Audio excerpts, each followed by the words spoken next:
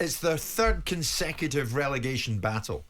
I mean, how long can you keep, if you like, playing with fire in football before you get burnt? I don't think it had been. Well, it wouldn't have been a relegation battle if they hadn't had the points deducted.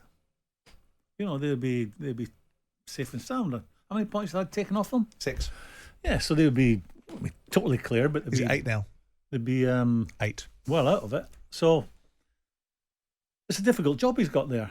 You know, limited budget. Prior to him getting there, you know, football decisions been very poor with the current owner. Listen to their own people, which a lot of them do. You know what these owners are like, Jim. Where they go for their knowledge. Oh, yes, of course. Owners, Yes, yeah. they're very slow, yeah.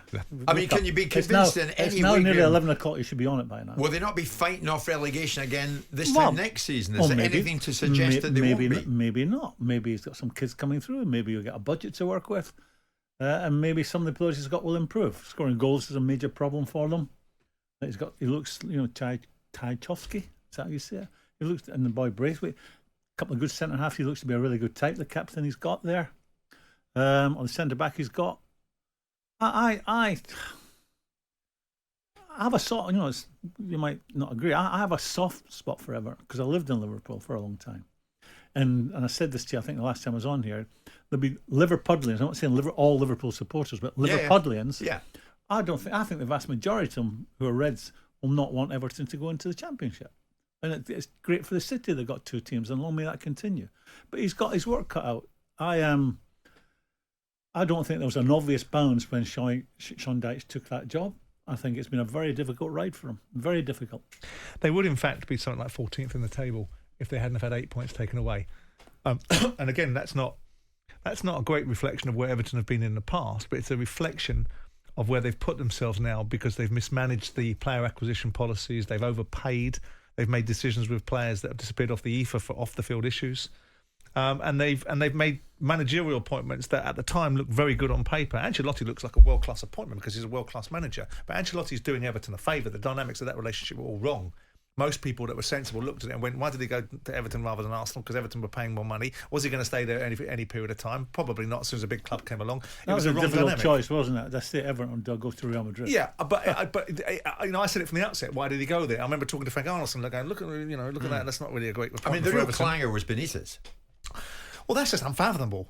I mean, that just tells you all you need to know, and supports Graham's point to some point, is who in any parallel universe would be sitting there and say, I know, I've got a great idea for you, Fahid. Let's get the fellow managed across the town to come in and manage Everton. Nobody would think, nobody with half a football brain would think, irrespective of Benitez's capabilities, the moment that goes one scintilla off tracks, bang, everyone's going to be on it. But it's been a mess, Simon, the last couple of seasons, 2 or 3 seasons. Is there anything suggests that it won't be a mess next season? Well, look, I mean, first of all, if you overcome adversity, yes, you're quite right. If you fly close to the flames, a bit like Icarus in the end, you're going to get burnt, aren't you? Right. And most teams that flirt with relegation end up getting relegated. Everton wouldn't really be flirting with relegation now. They'd be up and away probably, and that confidence that they had would have taken them further up the league. Exactly, that confidence aspect. You know, if you're winning games, it gets you onto another level. And, you know, going back to the Forest Everton game at the weekend, if Forest had got a couple of those penalty shouts, they might have gone in and won it, because all of a sudden they're moving the ball 1 and 2 touch, and it's not 3 and 4 touches, because you're playing with freedom. Confidence is such an important part in a footballer's life that some need a great deal of it, and others get away with very little of it. Jim White and Simon Jordan. Monday to Friday mornings from 10 on AM, on DAB, via the talkSPORT app and on your smart speaker. talkSPORT.